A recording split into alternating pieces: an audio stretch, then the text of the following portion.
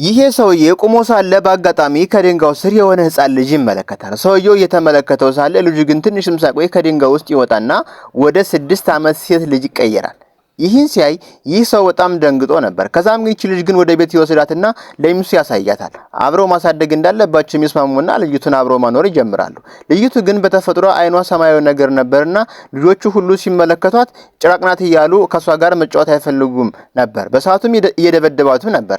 ግን ቢደበደባትም ቁስሉን በእጇ የማዳን ኃይል ነበራት። ከዛ በኋላ ይቺ ልጅ ግን ይህን ድንጋይ ታነሳና የመታት ልጅ አዙራ ትመታዋለች።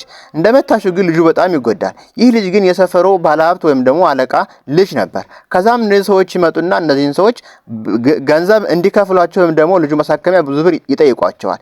በሰዓቱ እነዚህ ሰዎች በጣም ድሃና ምንም ገንዘብ አልነበራቸውም። የት ማምጣት እንዳለባቸው በጣም እያሰቡ ነበር። ትንሽ ከቆዩ በኋላ ግን አንድ ነገር ማሰብ ይጀምራሉ። ልጅቱ የተገኘችበትን ድንጋይ ወደ ብረት አንጣሪው ወስደው እናሳየው ተብሎ ይስማማሉ።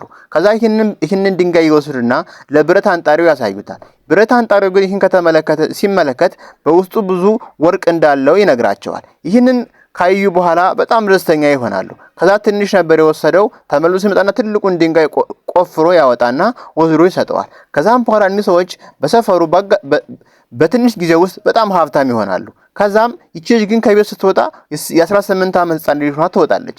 በዚህን ጊዜ የሆነ ሰው ከውጭ